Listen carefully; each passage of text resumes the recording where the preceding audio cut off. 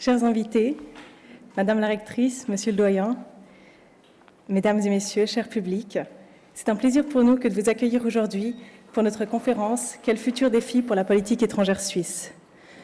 avec l'ancienne présidente de la Confédération, Micheline Calmiret, et le docteur et directeur de la Fondation Jean Monnet pour l'Europe, Gilles Grain. Aujourd'hui, avec les bouleversements profonds sur la scène internationale, que ce soit la remise en cause d'un modèle multilatéral et de ses institutions, ou l'intensification et la militarisation des conflits, la Suisse se trouvera bientôt face à de nouveaux équilibres et devra y trouver sa place. Quels seront les enjeux et les rapports de force de demain? Quelles alliances la Suisse peut-elle et veut-elle construire? Quel engagement promouvoir? Les incertitudes quant à notre politique étrangère ne sont pas uniquement externes, mais aussi internes. Comment concilier des revendications d'indépendance sans pour autant mener à un isolement à l'international? Quelle politique peut-on et veut-on bâtir pour la Suisse de demain? C'est à ces questions notamment que répondront Madame Calmiret et Monsieur Grain durant cet échange. L'expérience de Madame Calmiret en matière de politique étrangère n'est certainement plus à présenter, elle qui a occupé durant 8 ans le poste de conseillère fédérale et de chef du département des affaires étrangères et qui fut présidente de la Confédération en 2007 puis en 2011. Elle a marqué la politique étrangère helvétique par une présence active, engagée et ouverte, par aussi le fait d'avoir fait entendre la voix de la Suisse dans les arènes internationales par ses nombreuses initiatives. Nous sommes extrêmement honorés de l'accueillir aujourd'hui pour discuter de ces questions avec le docteur Gilles Grain, directeur de la Fondation Jean Monnet pour l'Europe et membre de la SOPOL. Monsieur Grain bénéficie d'une grande expertise sur les questions européennes, à la fois par sa fonction et par ses nombreuses publications sur le sujet, ainsi que par son enseignement à la faculté de sciences politiques de l'Université de Lausanne. La SOPOL s'engage à valoriser la réflexion en sciences sociales et politiques auprès du public, et la conférence de ce soir s'inscrit dans la volonté de créer un débat citoyen sur des questions sociétales auxquelles M. Grain ainsi que Mme Calmiret contribuent largement. La SOPOL, l'Association des alumni de sciences politiques et de sciences sociales, a été fondée en 1995 par les étudiants et les étudiantes de ces filières. Elle est indépendante de l'université et travaille avec des membres bénévoles. Je vous invite donc, si vous étudiez ou vous enseignez dans ces filières, à rejoindre notre association par notre site web à sopol.ch ou auprès de nos bénévoles. J'aimerais à ce titre saluer le travail extraordinaire d'un comité qui a rendu possible l'organisation de cet événement et qui nous permet d'avoir le plaisir d'être réunis ensemble aujourd'hui. J'aimerais remercier le décanat SSP pour son soutien via le réseau Alumni SSP qui participe à l'apéritif qui suivra. Je remercie également le comité de sciences politiques COSPOL, dont de nombreuses personnes nous aident comme bénévoles aujourd'hui. Enfin, je ne pourrais conclure sans remercier infiniment nos deux invités de ce soir, Mme Calmiret et M. Grain. Je me réjouis de vous écouter et vous souhaite à toutes et à tous une excellente conférence. Merci de votre attention.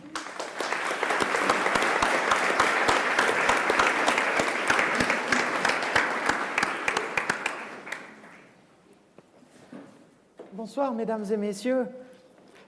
Notre idée était de dialoguer d'abord un petit moment et puis très vite de vous donner la parole pour des questions-réponses, des discussions.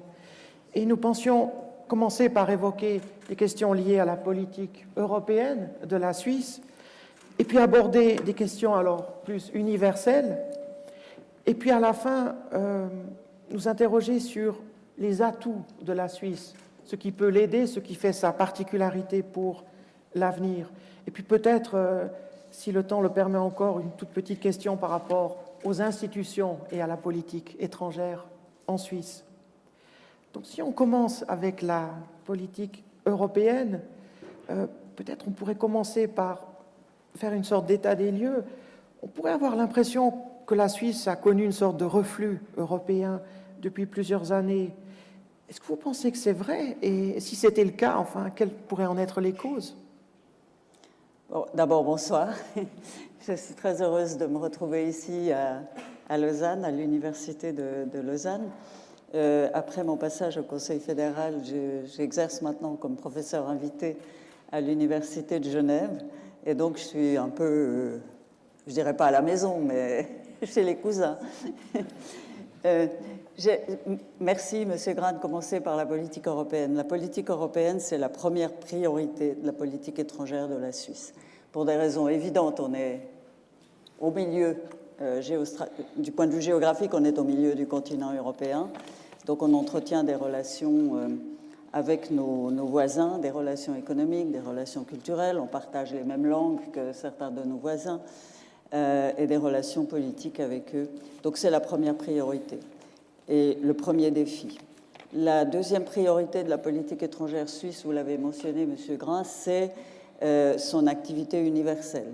La manière dont on agit au plan universel en dehors du continent européen, quels sont nos moyens d'action avec les grandes puissances de ce monde et quels sont nos moyens d'action et d'influence dans les organisations internationales. Et la troisième priorité de la politique étrangère, c'est de savoir comment on fait entendre sa voix quand on est la Suisse. Je me souviens que quand j'ai commencé au département fédéral des affaires étrangères, on m'a dit il faut visiter d'abord les pays voisins. Très bien, je suis quelqu'un d'obéissant, sauf que personne ne m'invitait.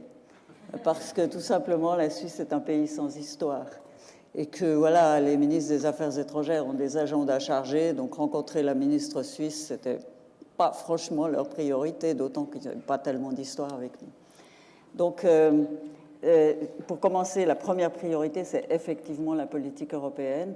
Et la politique européenne de la Suisse, vous avez raison de mentionner un certain reflux, elle obéit à un certain nombre de craintes. La première de ces craintes, c'est des questions qui sont liées à la souveraineté.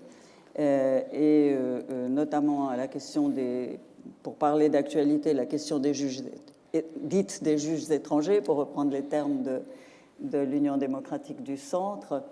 Et c'est une question qui est très émotionnelle dans la mesure où elle est liée au mythe de la Suisse, au Grütli, au serment du Grütli, au serment des Trois Suisses qui refusaient des juges étrangers.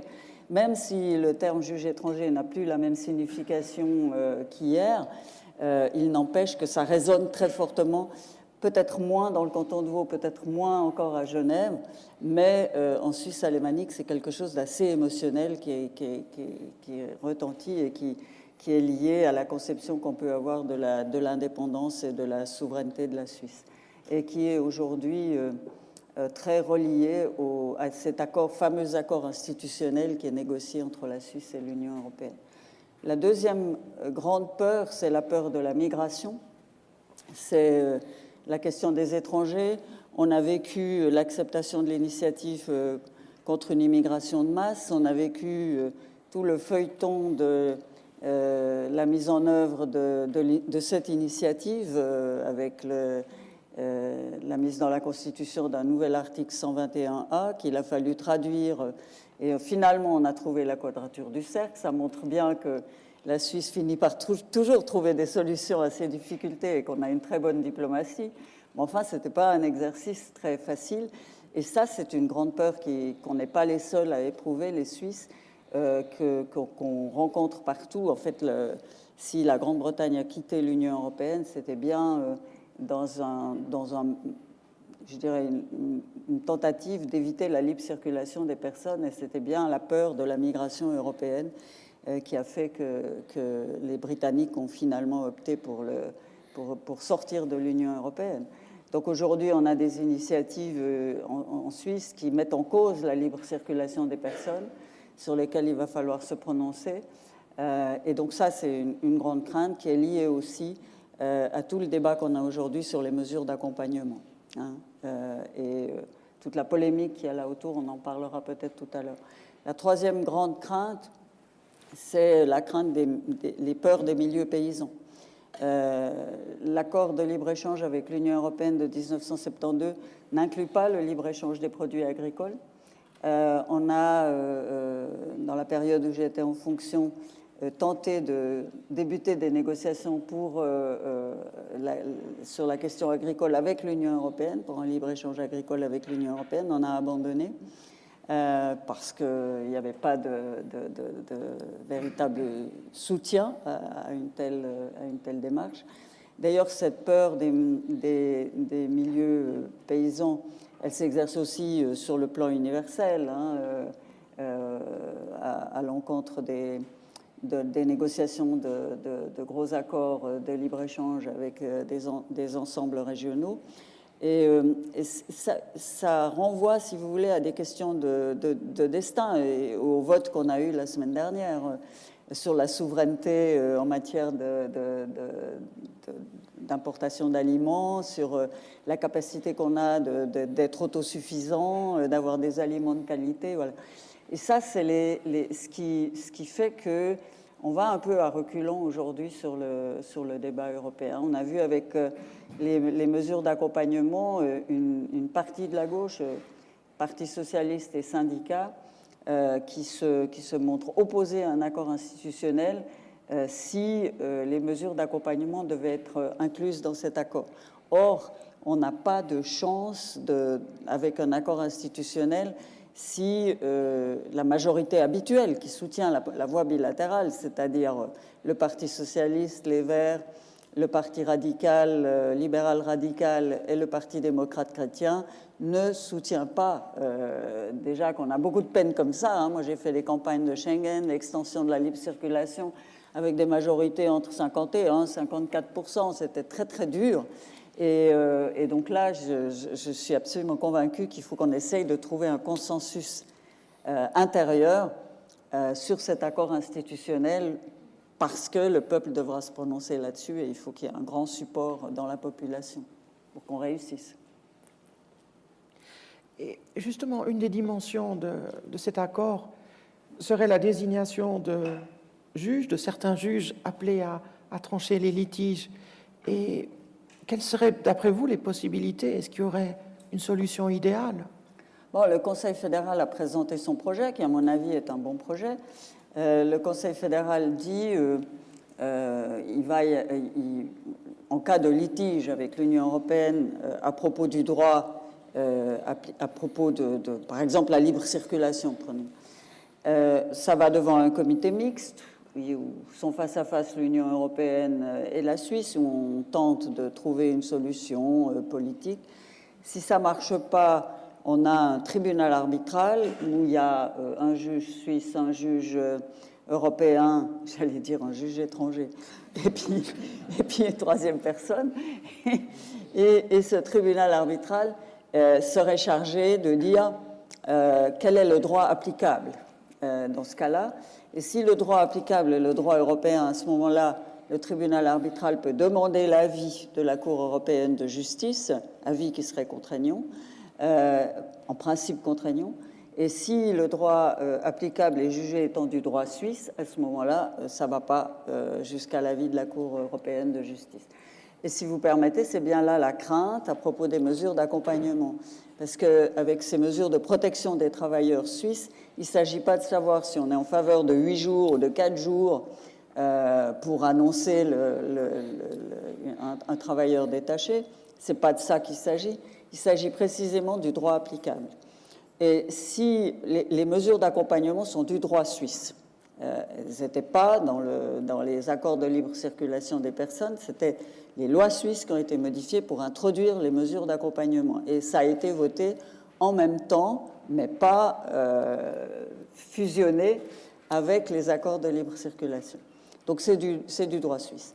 Et les syndicats sont extrêmement réticents à en faire du droit européen, c'est-à-dire à mettre dans un accord institutionnel que ces mesures d'accompagnement sont du droit européen et qu'on reconnaît les normes, les directives de l'Union européenne, on reconnaît qu'elles protègent aussi bien que le droit suisse. C'est pourquoi?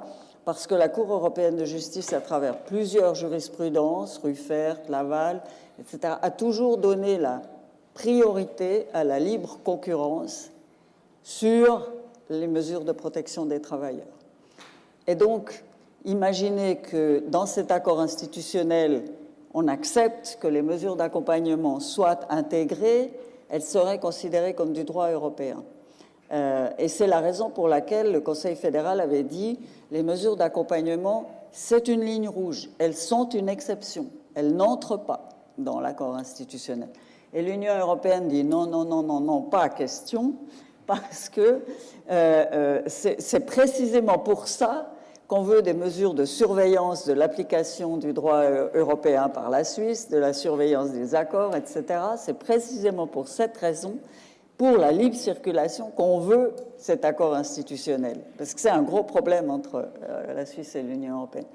Donc, si on accepte de déverrouiller notre exception et de la considérer comme étant d'accepter le droit européen en la matière, à ce moment-là, on n'est plus du tout dans le droit suisse. Et en cas de litige ultérieur à l'acceptation de l'accord institutionnel, ça viendrait devant le tribunal arbitral qui demanderait l'avis de la Cour de justice, et donc la Cour de justice, elle peut que trancher en disant c'est du droit européen. Voilà. Donc ça, c'est un vrai débat, un vrai enjeu de protection des travailleurs en Suisse contre la concurrence des personnes qui viennent de l'Union européenne et pour protéger les emplois suisses. Et c'est un vrai débat. Et donc, j'espère qu'on trouvera une solution. Moi, je ne suis pas du tout en faveur de rompre les négociations ou de dire qu'ils aillent au diable, on ne veut plus rien avoir à faire avec ces Européens, enfin, etc. Moi, je pense qu'on devrait continuer les négociations, pas se laisser mettre sous pression de temps, et continuer les négociations parce qu'il y a des voies de sortie possibles, des compromis possibles, mais évidemment, s'il faut conclure dans les 3 semaines, ça va être très compliqué parce que ce n'est pas une question simple à régler.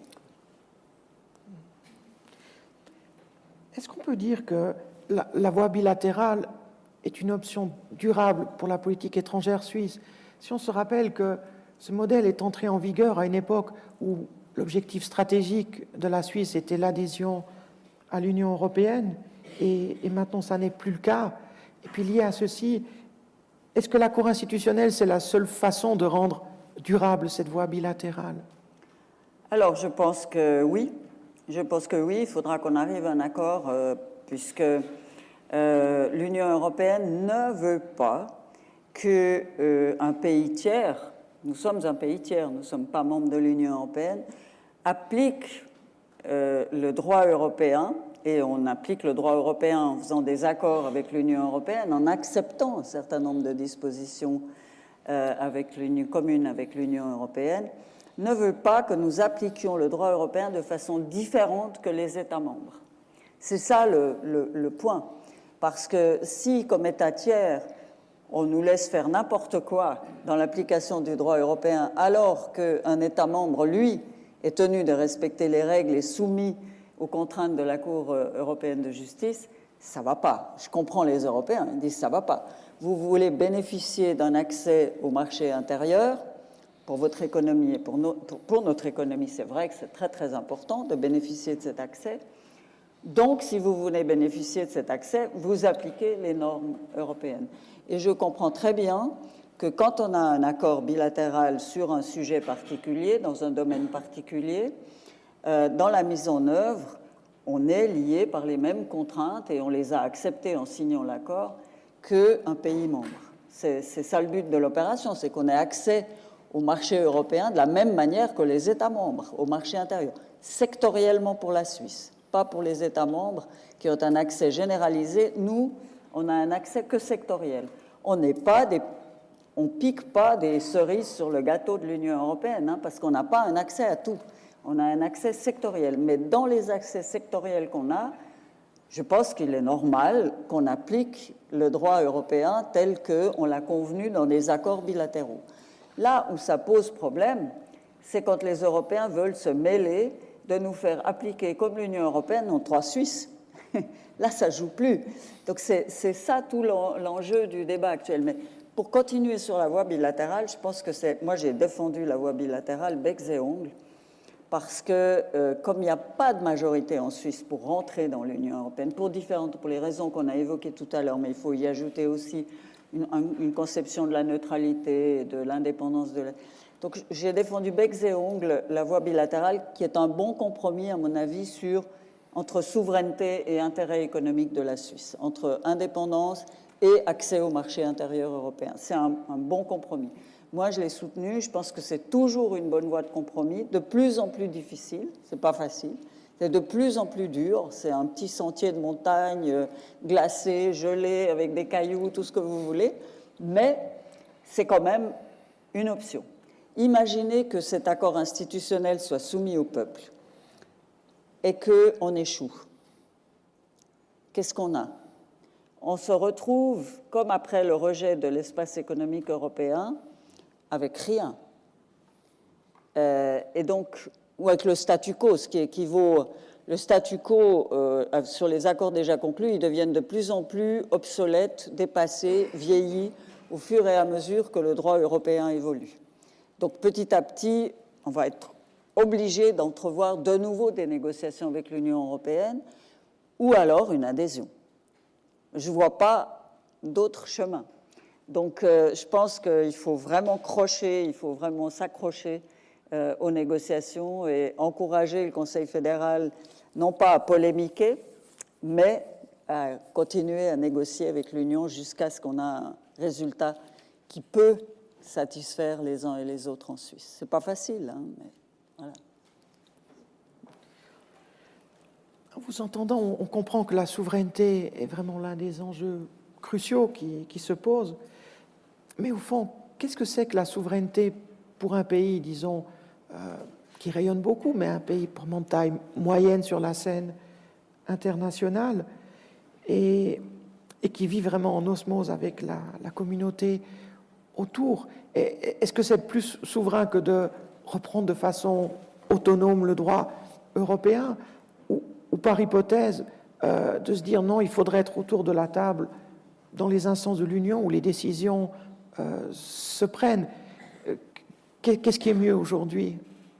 Bon, la souveraineté, c'est aussi la capacité d'avoir de l'influence, vous avez raison. Donc là, il y a une pondération à effectuer entre les intérêts économiques. Donc, en fait, la question européenne se pose de la façon suivante. Comment on pondère les intérêts économiques et l'intérêt politique, à savoir l'indépendance? Je ne parle pas de souveraineté, on parlera de souveraineté peut-être après, en termes d'influence, mais intérêt politique, c'est-à-dire la capacité de prendre des décisions de façon indépendante, au sens formel du terme, et les intérêts économiques, l'intérêt à avoir accès au marché européen.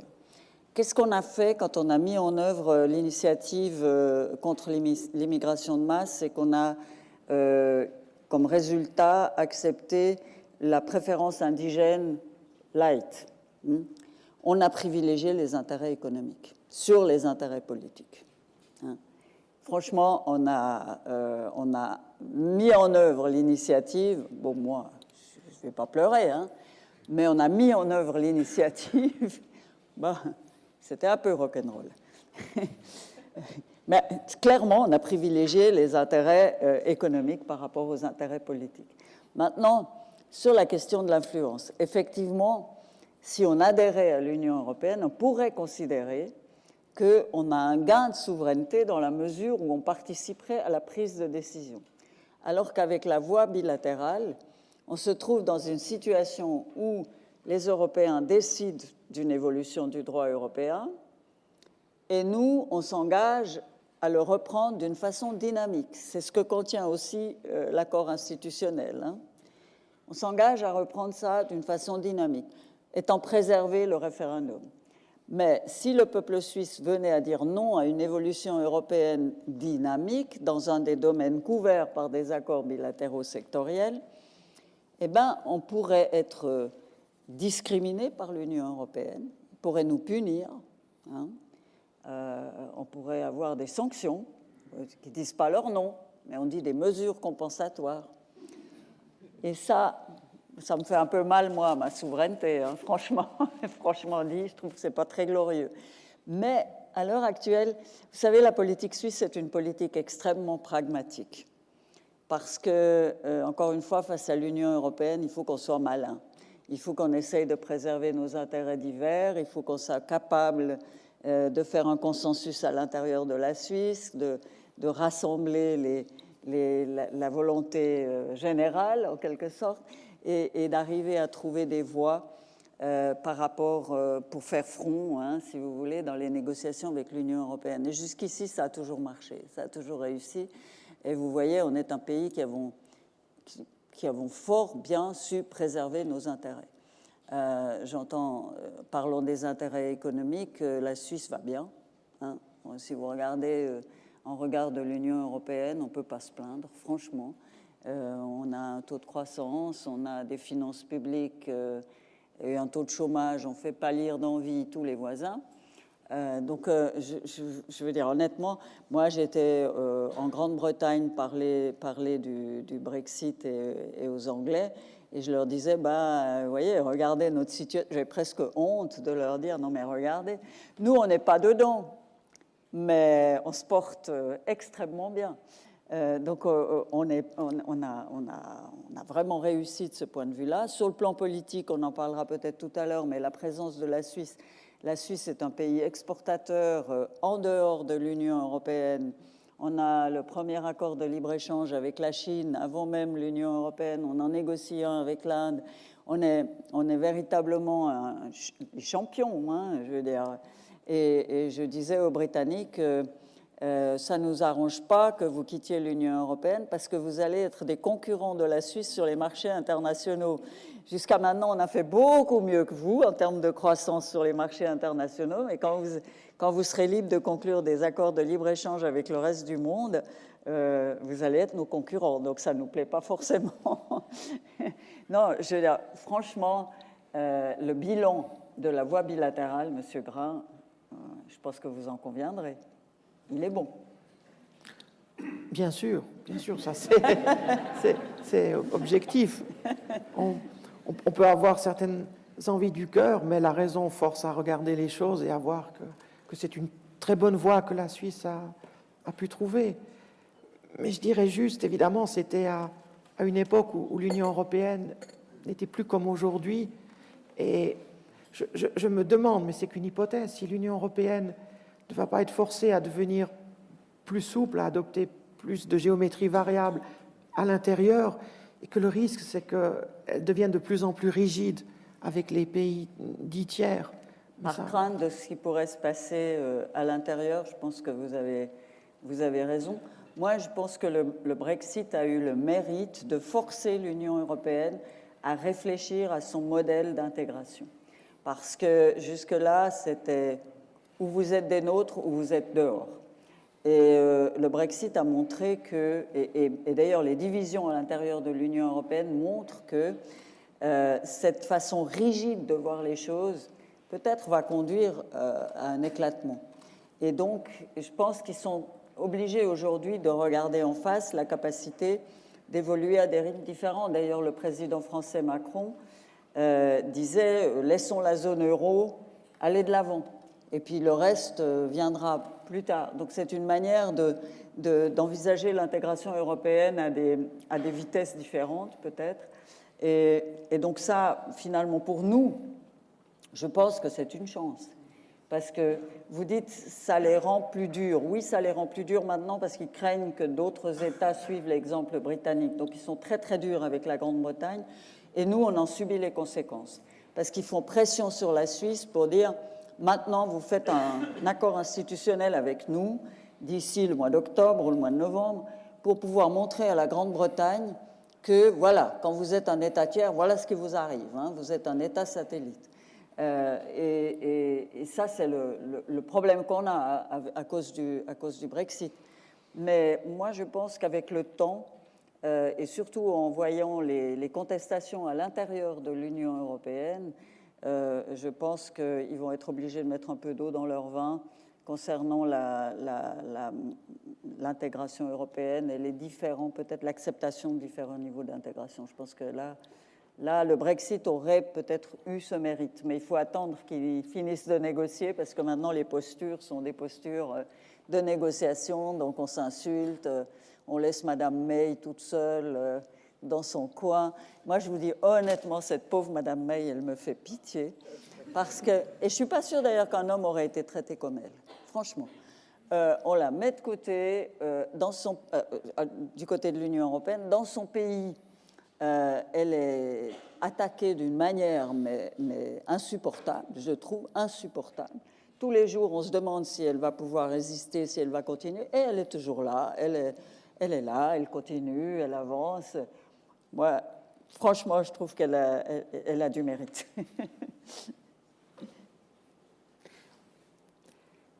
Peut-être nous pourrions parler de la politique universelle pour couvrir un petit peu tous les thèmes. Et la première question qui me vient à l'esprit, c'est de vous demander effectivement s'il y a une crise de la démocratie libérale dans le monde et si cela pourrait avoir une incidence sur notre politique étrangère. De la Suisse. Oui.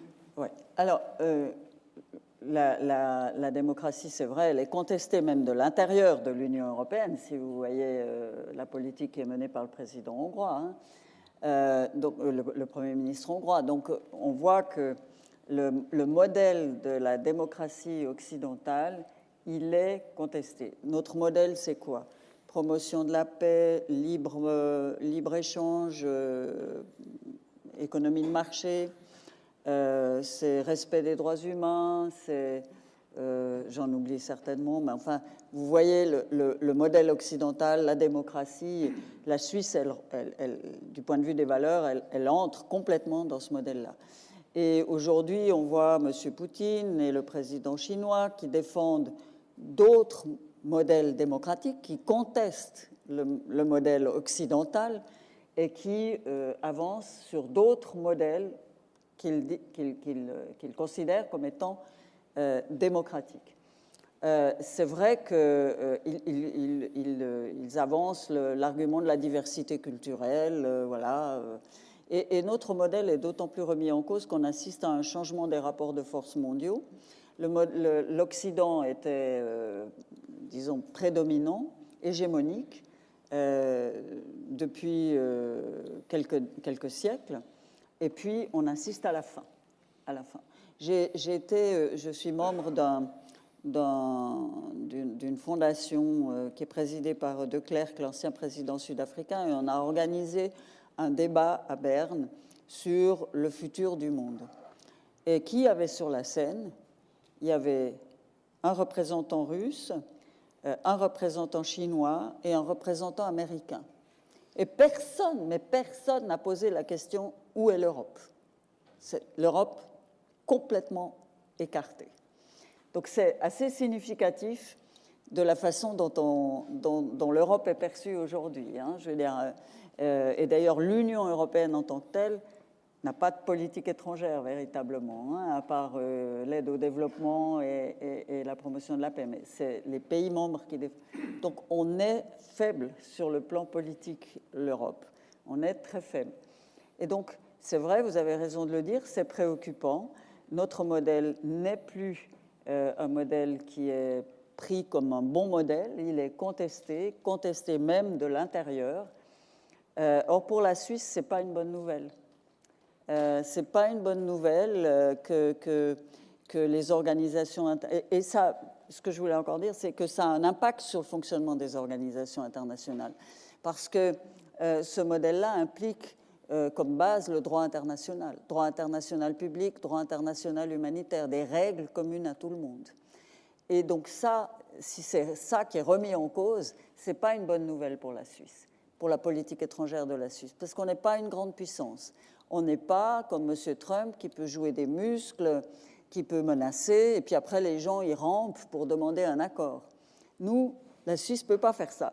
La Suisse, elle est liée à d'autres mesures, d'autres méthodes d'influence dans le monde. Elle n'est pas la force. On n'est pas un État fort, on n'est pas un État puissant.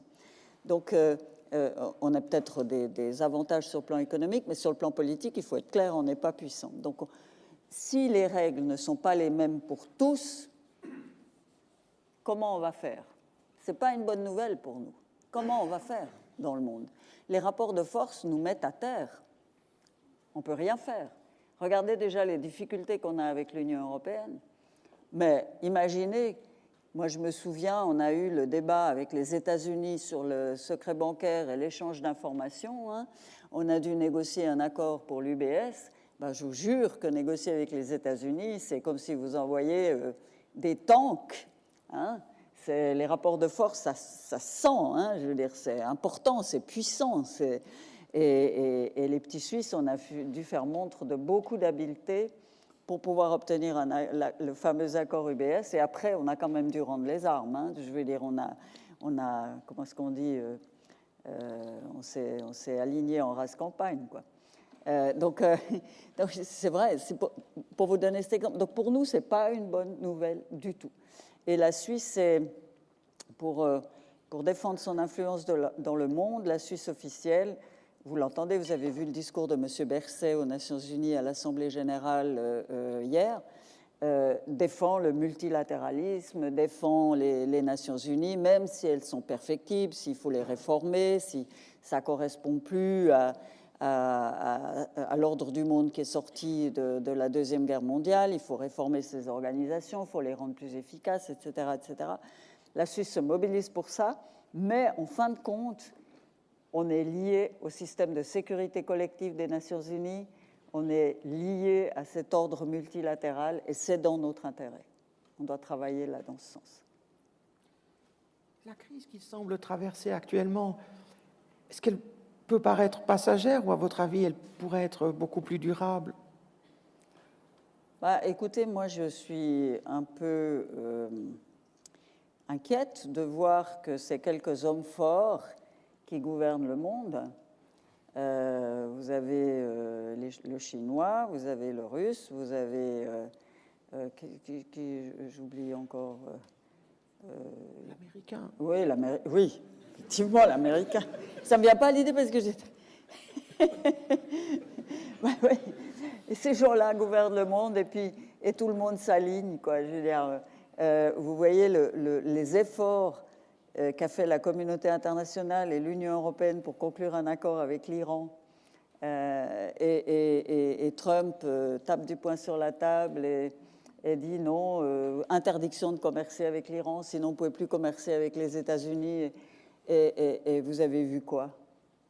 Même de l'Union, je ne parle pas de la Suisse parce qu'on n'a pas les moyens de défier le président américain, mais même l'Union européenne, la réponse a été assez faible. Assez faible. Et donc, voilà, je trouve que la situation est vraiment préoccupante. On assiste à une guerre des uns contre les autres, guerre commerciale, guerre politique. Nous, dans ce jeu-là, on ne peut que essayer de renforcer les organisations internationales. On ne peut que essayer de faire ça. D'ailleurs, elles ont leur siège européen en Suisse, à Genève. Vous avez toutes les organisations qui élaborent les règles pour la gouvernance mondiale. Ce qui est aussi paradoxal, c'est qu'on voit que la gouvernance mondiale, en même temps, gagne en importance, que ce soit sur le plan de la protection de l'environnement, de la lutte contre la pauvreté. Il y a plein d'enjeux que vous ne pouvez pas traiter, la migration aussi, que vous ne pouvez pas traiter dans un cadre national.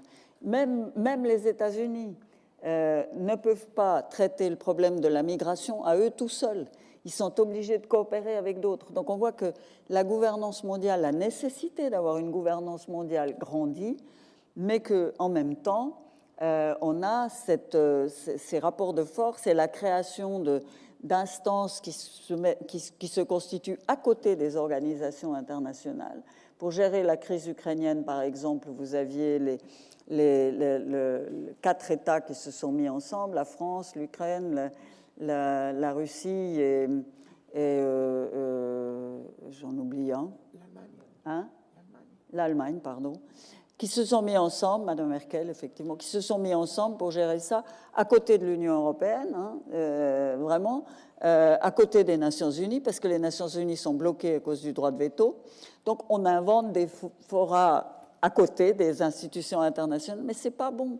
Regardez, si vous aviez été membre de l'Union européenne et puis qu'on règle le problème ukrainien à 4, et puis que vous êtes la Slovaquie, puis que vous êtes tout seul, moi, je veux dire, j'aurais été la Suisse, j'aurais hurlé.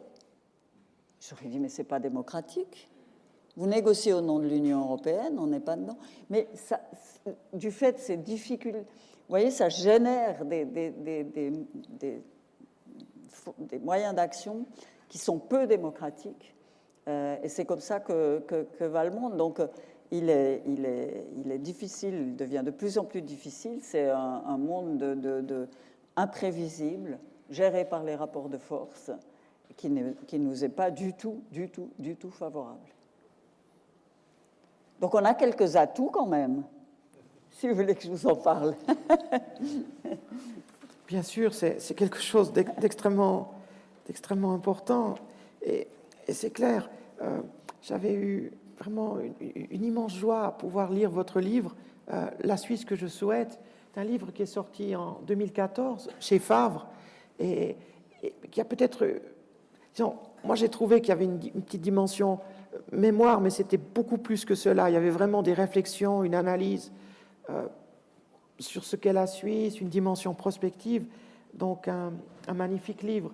Et là, vous dites bien que, au fond, c'était déjà dès le XVIIe siècle que la Suisse a banni le hard power, le pouvoir, disons, par la force, la coercition de sa politique étrangère. Et c'est vrai, on a développé différentes spécificités d'une politique globale en faveur de la paix, la neutralité au service, justement, des autres, une politique d'aide au développement, et puis le développement du droit international, y compris le droit humanitaire international.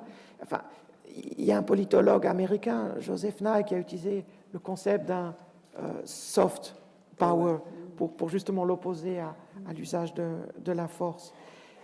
Est-ce que vous considérez que ce soft power, il est important, il a encore une chance d'aider à résoudre les problèmes du monde? Il n'y a pas d'alternative pour nous, hein, vu que, si vous voulez que je vous dise, on a même besoin des avions français pour gérer un problème de pirates de l'air à Genève, parce que nos pilotes, ils ne sont pas réveillés avant 8 heures du matin. Donc, c'est pas que je veux critiquer l'armée suisse, moi. On est un pays qui a une défense, voilà, qui a des avions de combat, voilà, mais voilà, encore une fois, on n'est pas une grande puissance et on a depuis à peu près Marignane, je ne dirais pas décider la neutralité à Marignane, mais décider de ne pas utiliser la force pour défendre nos intérêts dans le monde, depuis cette époque-là. Donc, et donc ça, c'était un tournant important qui nous a probablement permis de survivre à toutes les crises qui ont eu lieu dans ce continent européen.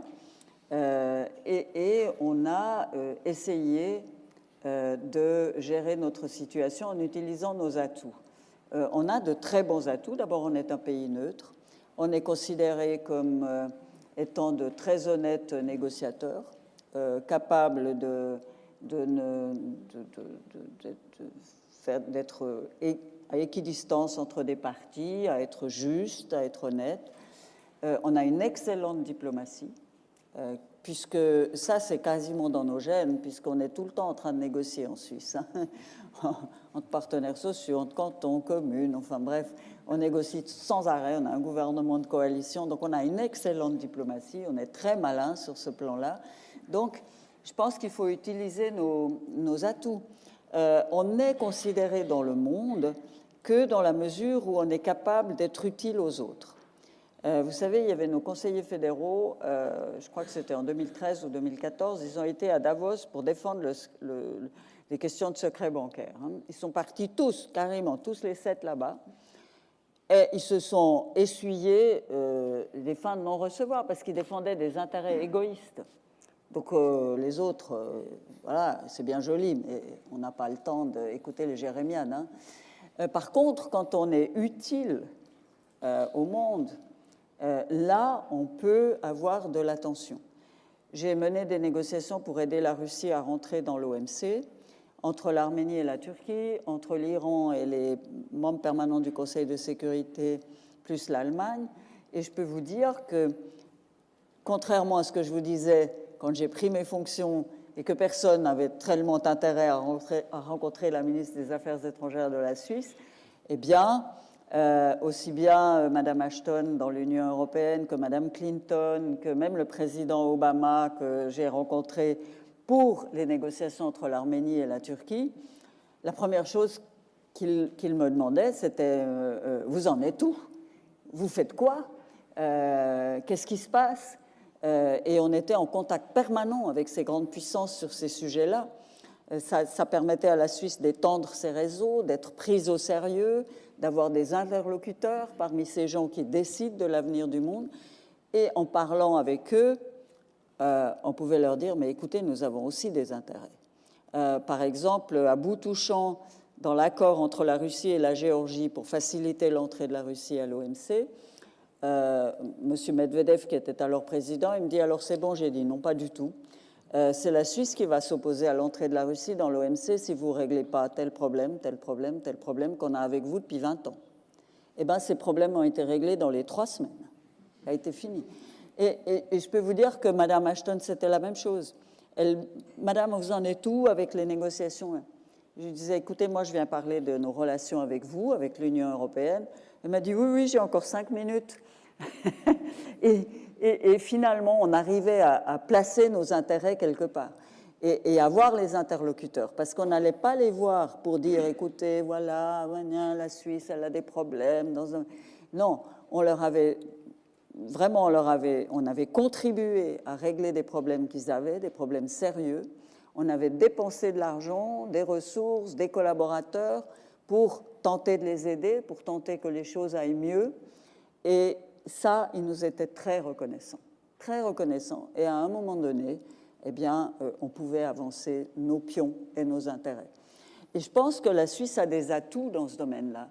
Et elle doit les utiliser. Et voilà, moi, je me posais la question... Parce qu'on est toujours, avec la politique étrangère suisse, en train de se dire, est-ce qu'il faut rentrer dans l'Union européenne pour bénéficier du parapluie sécuritaire de l'Union européenne en cas de guerre, en cas d'instabilité sur le continent? Est-ce qu'on n'est pas mieux protégé en étant dans l'Union européenne, hein? Parce que c'est quand même un ensemble plus grand, c'est quand même plus intéressant pour nous et plus sûr, puisque le système de sécurité collective des Nations Unies est souvent bloqué par le veto des grandes puissances. Alors, rentrons dans l'Union. Et puis, d'un autre côté, vous avez cette capacité d'être utile au monde par le fait qu'on est un pays qui a été le berceau du droit international public, d'un pays qui a de très bons atouts diplomatiques, d'un pays qui a très grande crédibilité du fait qu'il est neutre et qu'il est capable d'utiliser cette neutralité pour promouvoir la paix dans le monde, et donc utile aux grandes puissances. Quand ils ne savent plus à qui s'adresser, sur l'OMC par exemple, c'était une discussion entre Obama et Medvedev, le président russe. Ils se sont dit, ça fait des siècles que la Russie essaye de rentrer dans l'OMC, il y a un problème avec la Géorgie qui bloque, bon, c'est presque désespéré, bon, c'est un cas pour la Suisse. Bon, oui, et on a finalement réussi, hein? Donc, vous voyez, on a des atouts. Et ces atouts, je pense qu'il faut qu'on les joue. Il faut vraiment qu'on les joue. Et il ne faut pas mettre en danger notre crédibilité. On ne veut pas parler des exportations d'armes, hein, parce que là, je vais être polémique. Mais quand on commence à vouloir envoyer des armes suisses dans des pays qui ont des conflits, qui sont en guerre avec des pays étrangers ou à l'intérieur de leurs frontières, pour parler de l'Arabie saoudite, je veux dire, on perd de la crédibilité. On perd de la crédibilité. Comment voulez-vous dire on aide à la paix dans le monde quand on envoie des armes dans des pays comme ça? Je veux dire, là, les intérêts politiques devraient primer sur les intérêts économiques. Il y a tout le temps cette espèce de balance à faire entre les intérêts politiques et les intérêts économiques. Et en fonction des majorités au Conseil fédéral ou au Parlement, on décide. Mais ce qu'il faudrait faire, c'est véritablement essayer d'avoir une certaine constance dans la politique et ne pas balloter d'un coin à un autre en ayant... Et je dois vous dire, franchement, je m'excuse, je parle trop long, mais on est très mauvais dans l'élaboration des stratégies à long terme en Suisse. On est très mauvais. Ce qu'on fait, on réagit toujours, hein. L'Union européenne nous menace avec l'équivalence boursière, bouf, on fait n'importe quoi. On fonctionne comme ça, hein. Je veux dire, on commence par dire non, non, non et non. Le secret bancaire, jamais on abandonne. Après, la pression vient très forte. On lâche tout. Et puis après, dans un troisième temps, on essaye de récupérer ce qu'on a lâché. Ça, c'est la période la moins glorieuse, franchement. Mais on est très mauvais dans l'élaboration de stratégies. Pourquoi ? parce qu'on est un pays divers, diversifié. Et ça a le don de nous diviser. De l'élaboration de stratégies à long terme sur la politique étrangère, ça a le don de nous diviser, de générer des polémiques sur la neutralité, de nous diviser. Donc on est très mauvais. Donc on a une politique réactive, très pragmatique. Souvent, quand on a un bon deal économique, on considère quoi. Et puis sur le plan de la politique, on dit bon, il y a les organisations internationales à Genève, ça y est, ça suffit, faut pas exagérer. Il y a le CICR, il y a l'ONU à Genève, on fait des efforts là, mais ça suffit. C'est la politique étrangère suisse. Il n'y a pas besoin de plus. Il y a besoin de plus. Il faut avoir une politique active. Merci infiniment. Peut-être, je crois que le temps des questions-réponses est arrivé. Effectivement. Donc, merci pour ces riches échanges. Je suis certaine que le public a aussi beaucoup de questions. Donc, nous avons encore environ un quart d'heure pour des questions de votre part. Je vous propose de les formuler de manière concise afin qu'on puisse prendre le plus de questions possible. Des bénévoles vous donneront un micro-main. Donc, je vous prie de juste bien lever la main pour que je vous voie. Oui, monsieur ? J'ai une question à propos du rapport entre accord institutionnel et votation populaire. J'écoutais votre ancien ambassadeur, M. de Watteville, et le professeur Dantine lui avait demandé « Mais est-ce qu'il y aura une consultation populaire sur cet accord institutionnel ?» Et il n'a pas répondu. C'était au cercle littéraire, il n'a pas répondu très clairement. Dans quel cas de figure, finalement, est-ce que le peuple peut être consulté? Supposons. Référendum. Mais pourquoi est-ce qu'il ne l'a pas dit d'abord, juste comme ça? Pourquoi est-ce qu'il ne l'a pas... Il a vraiment éludé la question, il ne voulait pas... un référendum obligatoire, donc. Est-ce qu'il ne peut pas avoir des opinions... Non, mais là, c'est clairement, il y a un référendum annoncé de l'UDC, là. Donc c'est un référendum facultatif, parce que ce serait une loi? Oui, ça sera un traité, enfin un accord avec l'Union européenne, il y a possibilité de lancer un référendum, là. Il y a possibilité de lancer un référendum. À moins que le Conseil fédéral trouve un truc pour le faire passer par ordonnance, qui m'étonnerait quand même. Non, ça c'est un accord avec l'Union européenne et il y a capacité de référendum. On a eu des référendums sur tous les objets européens, je vous signale. Moi, j'en ai conduit 5 de campagne. Il y a eu 2 fois l'extension de la libre circulation des personnes, il y a eu Schengen, il y a eu le milliard de cohésion. Vous pouvez lancer des référendums sur chacun, il y a des décisions du Parlement sur chaque fois, et chaque fois, il y a possibilité de référendum. Et là, le référendum... Et puis, je trouve que c'est correct de faire une votation populaire là-dessus, parce que c'est finalement quelque chose qui touche au destin des Suisses. Alors, si... il n'y a pas de votation populaire là-dessus, je pense qu'il y a beaucoup de gens qui seraient frustrés de ne pas pouvoir s'exprimer, de devoir s'exprimer sur les cornes des vaches et pas sur le... Quand même. Mais sans vouloir abuser, mais est-ce qu'il y a la moindre chance que ce référendum... enfin, que ça puisse passer devant le peuple, vu que c'est tellement mal... Mais s'il y a des chances qu'il puisse passer, si on trouve un consensus, notamment sur ces questions de mesures d'accompagnement. Mais il n'y a pas que les questions de protection des travailleurs qui font encore problème. Il y a les questions de services publics et de subventions des services publics, et notamment de banques cantonales qui ont la garantie de l'État. Il y a des questions de ce type-là qui sont encore ouvertes. Et donc, je pense que dans une votation populaire, il faudrait avoir un bon compromis et un bon consensus qui soit défendable. À l'heure actuelle, avec le problème des mesures d'accompagnement, j'ai de la peine à voir comment on peut rallier toute la gauche là autour.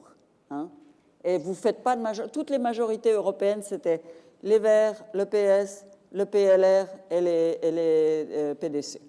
Si vous avez pas... Et encore, on a fait juste 50 et quelques. Oui. Donc, vous voyez, il faut vraiment faire très attention de ne pas aller devant le peuple avec un truc qui est mal ficelé. Merci. La prochaine question ? Oui. Bonsoir, madame. Vous ne pensez pas que la Suisse devait être beaucoup plus agressive vis-à-vis de l'Europe? À la fin, une certaine partie de la Suisse ne pense pas comme l'Europe. On a une façon différente de travailler. Moi, je pense que l'Europe abuse beaucoup de la Suisse, qui fait de la chantage avec la Suisse, comme il fait maintenant avec le divorce avec l'Angleterre. Vous ne croyez pas qu'on pourrait essayer de créer quelque chose de différent de l'Europe pour faire un blocus à la façon de travailler l'Europe par rapport à la libre circulation, par rapport à la libre circulation des marchandises et des autres choses? Merci beaucoup. Écoutez, l'Union européenne est notre premier partenaire économique. Et c'est encore pire que ça, c'est le Bade-Württemberg qui est plus important que l'ensemble des BRICS. Donc, on est quand même absolument, on veut absolument avoir un bon partenariat avec l'Union européenne. C'est vital pour nous. C'est vital pour notre bien-être. On a, je crois, maintenant 50% d'export, un peu moins de 50% quand la Grande-Bretagne partira de nos exportations vers l'Union européenne. On essaye de diversifier les exportations, mais malgré tout, ça reste un partenaire extrêmement important. Donc on n'a pas les moyens de mener une politique de rapport de force avec l'Union. Nous, on est premier partenaire, mais pour eux, nous ne sommes pas le premier. Donc, c'est vrai que quelquefois, c'est agaçant, énervant. Vous avez envie de les envoyer au diable, mais je crois qu'il faut faire attention parce qu'ils ont quand même des moyens de nous mettre à genoux qui sont beaucoup plus importants que les nôtres. Hein. On n'est pas dans un rapport, on est dans une relation asymétrique. On n'est pas dans une relation égalitaire. On n'a pas les moyens de... Alors, vous avez des gens qui vous disent, oui, on a 300 000 frontaliers, si jamais on pourrait prendre des mesures de rétorsion. Ce n'est pas dans notre intérêt non plus. Hein? À Genève, si vous enlevez les frontaliers, les impôts ne marchent plus. Hein? Je veux dire, il n'y a que des frontaliers qui taxent les Genevois. Donc, non, mais vous fonctionnez simplement plus. On ne peut pas se permettre de faire ça. On devient raisonnable en regardant les rapports de force. Vous savez, quelquefois, ce n'est pas facile. On avale des couleuvres, mais on devient raisonnable en regardant la réalité des choses. On n'est pas les États-Unis. Encore une fois, il n'y a que M. Trump qui peut faire ça. Hein? Lever ses manches et dire « vous, je vais vous détruire ». Nous, on ne peut pas. Je suis désolée. Bon. Prochaine question. Oh. Bonsoir. Bonsoir. J'avais une question sur les modèles d'intégration, mais la discussion que vous venez de mener m'en suggère aussi une autre. On dit que l'Union européenne est agaçante, mais ne pensez-vous pas que la Suisse a eu des voisins qui étaient bien plus agaçants que l'Union européenne et que si l'Union européenne éclatait, elle pourrait être exposée à des difficultés de politique étrangère bien plus grandes que celles qu'elle a actuellement. Et puis, il y avait l'autre petite question que je voulais faire, mais je vais être vraiment télégraphique. Vous avez mentionné comme alternative à l'échec de la négociation sur un cadre institutionnel nouveau, l'adhésion. Ça me frappe toujours. On ne cite plus l'espace économique européen comme une possibilité, non. Mais permettez-moi de résumer. Plein accès au marché intérieur, je ne fais pas la pub, hein, mais plein accès au marché intérieur, pas d'agriculture, pas de contraintes en politique étrangère, pas de juge étranger, parce que ce serait une cour avec un juge suisse. Oui. Est-ce que c'est parce que c'est un combat perdu d'avance politiquement? Est-ce que c'est parce que c'est inintéressant? Ne me dites pas que c'est parce qu'on a déjà voté. Ça, c'était il y a 26 ans quand même. Oui, il y a 26 ans, on a déjà voté, sauf que le modèle espace économique européen, il serait moins avantageux, si vous voulez. C'est un peu comme l'adhésion, avec pas de participation à la prise de décision. Parce que les membres de l'espace économique européen, en fait, ils reprennent le droit européen tel quel. Donc, il n'y a pas d'avantage en termes de souveraineté. Non, dans les faits, ils reprennent tel quel. Il n'y a jamais de discussion, ils reprennent tel quel. Donc, il n'y a pas vraiment d'avantage en termes de souveraineté à adhérer à ce modèle-là. Et il a été conçu pour être une antichambre à l'adhésion. Donc, si véritablement vous voulez avoir un gain en termes de souveraineté, dans la mesure où vous pouvez influer sur les décisions, alors à ce moment-là, vous adhérez, parce que vous êtes membre du club et vous pouvez dire votre avis. Tandis que nous, maintenant, avec Schengen, on a négocié la plus grande avancée en termes de prise de décision, c'est-à-dire qu'on a obtenu que la ministre de la Justice suisse, elle puisse, ou le ministre, puisse participer aux discussions du Conseil des ministres de justice européen. Et ça, ils ont accordé à personne et ils ne sont pas prêts à l'accorder non plus dans le cadre institutionnel. Mais ce qu'on n'a pas obtenu là, elle peut donner son opinion, elle peut parler, mais elle ne peut pas voter. On n'a pas obtenu qu'elle participe à la décision. On est un pays tiers, et ça, ils ne nous l'ont pas accordé. Et dans le cadre institutionnel, on n'a même pas obtenu, de ce que je connais maintenant de l'accord institutionnel, on n'a même pas obtenu que les différents ministres puissent participer aux différents conseils sectoriels où la Suisse est partie prenante par des accords bilatéraux. Moi, j'étais invitée au Conseil des ministres informel européen et aux consultations transatlantiques quand les États-Unis y participaient, parce que les États-Unis voulaient que la Suisse y participe à cause des dossiers de politique étrangère, mais j'étais invitée précisément à cause de ça, sur l'indépendance du Kosovo, sur l'Iran, sur etc., parce qu'on voulait connaître ce qu'on fabriquait dans nos différentes médiations, et donc on nous demandait notre avis, on était mieux informés qu'eux, et on me faisait venir. Mais c'était à bien plaire et ce n'était pas les réunions officielles. Et quand c'était l'Union européenne qui organisait les réunions transatlantiques, on ne m'invitait pas. C'est les États-Unis qui m'invitaient aux États-Unis, et l'invitation était formulée ainsi: aux membres de l'OTAN, de l'Union européenne, plus la Suisse. Comme ça.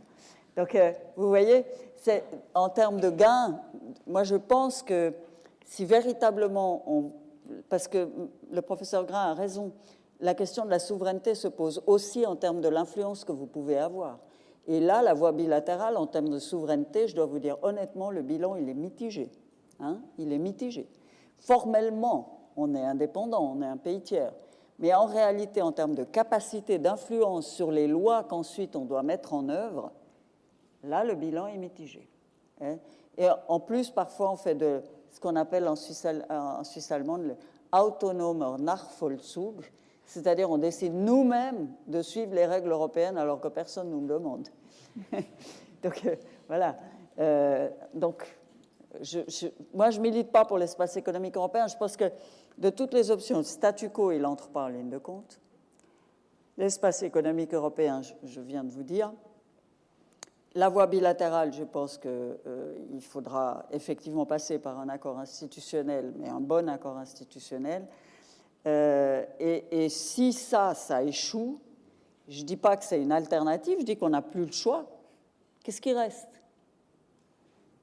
À moins que vous vouliez vous fermer, hein, mettre une barrière autour de la Suisse et puis dire on parle avec personne, on est autosuffisant, on cultive son jardin, on mange ce qu'on cultive. Ça me paraît une option complètement farfelue aujourd'hui. Hein.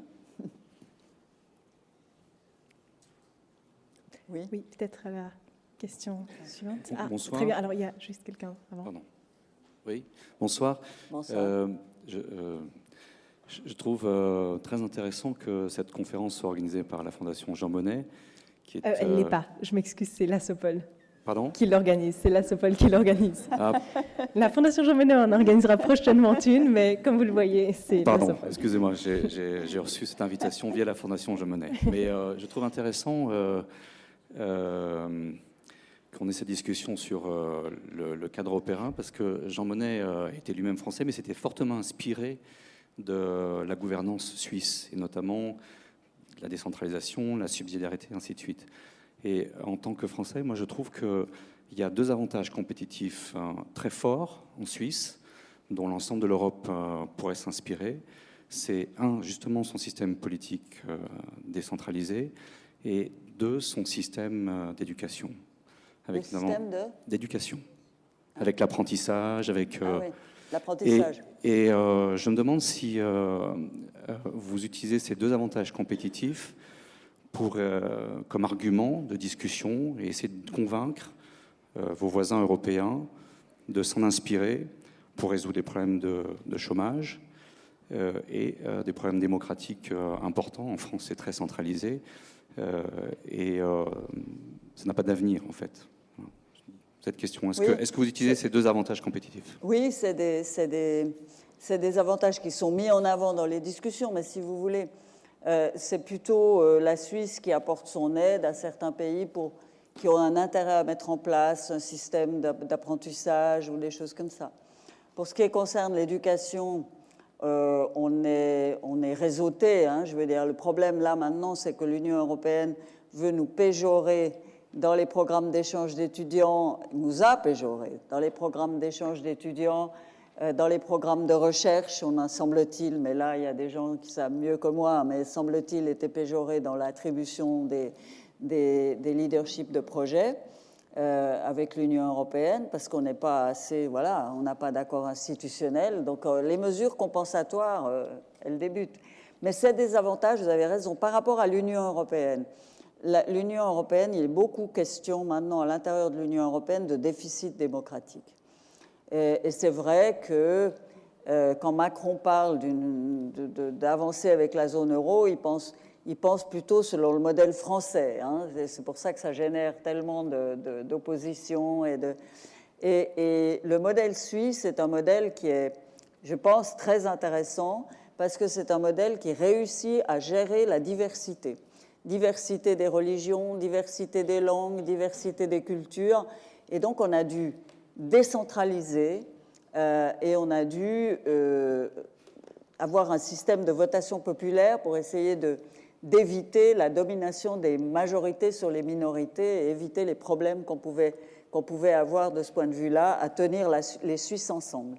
Et donc, on a dépassé, on n'a pas vécu, comme vous avez vécu en France, l'époque de l'État-nation, hein, avec la centralisation qu'elle implique et l'unicité ethnique de langue et de culture.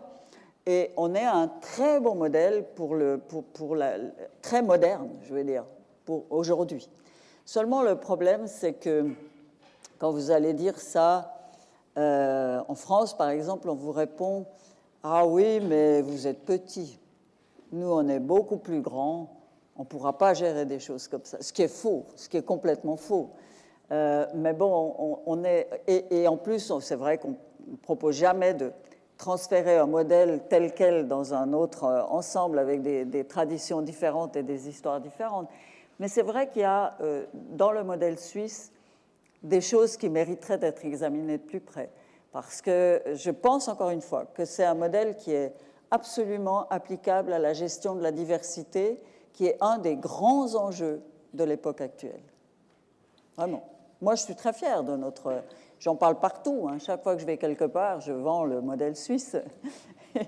et franchement, quelquefois, ça a de l'intérêt. Quand vous pensez qu'en Suisse, on n'a pas simplement le Parlement, le gouvernement, la justice, mais on a aussi le peuple dans les institutions. Il est inscrit dans la Constitution. Le peuple fait partie de nos institutions. Ce qui est... je ne crois pas que ça existe ailleurs. Quand vous parlez de référendum ailleurs, c'est une consultation décidée par un gouvernement. Il veut consulter. Chez nous, c'est la population qui, avec la récolte de signatures, force ou peut casser une décision ou force le gouvernement à examiner une proposition. C'est unique au monde. Je crois qu'en Californie, ça existe ce système, mais c'est unique. Et ça nous a permis de vivre ensemble depuis des siècles. Parce que vous imaginez si vous étiez dominé par les Suisses alémaniques, qu'on vous forçait à parler allemand? Alors, je vous remercie. On a encore le temps pour une dernière question de monsieur. Oui. Tout à l'heure, Madame la Présidente, vous aviez évoqué le rôle que la Suisse avait joué entre la Russie et la Géorgie. Alors, il va y avoir en 2019 une catastrophe certaine qui est conséquence du Brexit, qui est le rétablissement de la frontière inter-irlandaise et qui va provoquer peut-être quasiment un redémarrage de la guerre en Irlande. Alors, est-ce que vous voyez un rôle de la Suisse pour essayer de calmer le jeu, de trouver une solution dont on ne voit pas tellement ce qu'elle pourrait être? Alors, écoutez, j'ai été en Grande-Bretagne, à Chatham House, à la London School of Economics, c'est à l'ambassade de Suisse qui a organisé un souper avec des gens du ministère des Affaires étrangères. J'ai été avec mon ancien secrétaire d'État et avec l'ancien directeur, parce que les officiels, ils ne peuvent pas faire ce genre de truc, hein, avec un ancien directeur des douanes suisses. Et on leur a expliqué qu'une douane invisible était possible, qu'on n'avait pas de queue de camion à la frontière, qu'on avait 100 000 frontaliers qui passent la frontière à Genève tous les jours le matin et tous les jours le soir, qu'il n'y avait pas de problème particulier, alors même qu'on n'a pas d'union douanière avec l'Union européenne, voilà, qu'on n'a qu'un accord de libre-échange, et on leur a expliqué les méthodes. Hein, on leur a expliqué. C'est d'autant plus facile pour la Grande-Bretagne qu'ils ne sont pas membres de Schengen. Et nous, on est membres de Schengen, et c'est Schengen qui nous ordonne les contrôles de personnes. Hein. Et donc, les contrôles de marchandises, ça, on s'arrange avec les camions, il y a des procédés électroniques, on peut les registrer avant, enfin, etc. Ils passent la frontière sans trop de problèmes. Contrôle de marchandises. Mais Schengen nous impose les contrôles de personnes. Et là, la Grande-Bretagne n'est pas dans Schengen. Donc, ils ne sont pas obligés de faire des contrôles de personnes. Et donc, il y a des mesures possibles de gestion de la frontière qui font que vous n'êtes pas obligé d'instaurer des murs entre l'Irlande du Nord et l'Irlande tout court. Donc, il y a des solutions, on leur a montré. J'ai même évoqué l'exemple de la Russie et de la Géorgie, parce qu'entre la Russie et la Géorgie, il y avait un problème grave de frontière, hein, parce qu'il y avait l'Abkhazie et l'Ossétie du Sud qui étaient considérés par la Russie comme étant des États indépendants et par la Géorgie comme étant partie de leur territoire. Et vous faites comment pour contrôler le passage des marchandises? Quand les uns vous disent il y a une frontière là, les autres vous disent pas du tout, il n'y a pas la frontière là, la frontière elle est de l'autre côté. Vous faites comment? Eh bien, on a fait appel à une société suisse, parce que les douanes, voilà. On a fait appel à une société suisse qui fait que du contrôle électronique des marchandises et qui nous a trouvé un système de contrôle électronique, pas sur la frontière, pas besoin de quoi que ce soit sur la frontière. On enregistre les camions au départ, on les enregistre à l'arrivée, et comme ça, vous passez les territoires contestés sans aucun problème. Ça, c'est un petit peu plus compliqué que ce que je décris, je caricature un petit peu, mais ça ne fait rien. J'ai même évoqué cet exemple pour leur dire, vous voyez, il y a des mesures de gestion des frontières qui permettent de contrôler le passage des marchandises sans mettre des bâtiments et des barrières et des douaniers. Donc, on leur a bien expliqué le problème. Le problème, c'est que l'Union européenne utilise aussi cette question-là pour faire pression sur les Britanniques, à propos de la libre circulation des personnes. Hein. Je vous remercie beaucoup pour ces interventions. Avant de conclure cette conférence, j'aimerais remercier Madame Calmiret avec un cadeau. C'est un portrait réalisé par Jeanne Jacob, une jeune artiste viennoise qui l'a réalisé durant la conférence. Elle vous l'apportera tout de suite.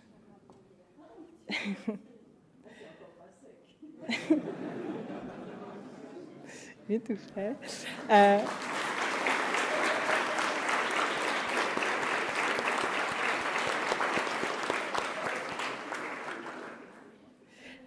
Monsieur Grain, j'aimerais également vous remercier avec des chocolats de la région. Je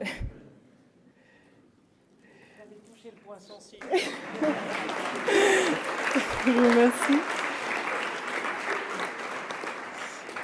Donc, au nom de l'Assopol, j'aimerais vous remercier chaleureusement de votre participation à cette conférence et vous inviter à continuer le débat derrière la salle avec notre apéritif.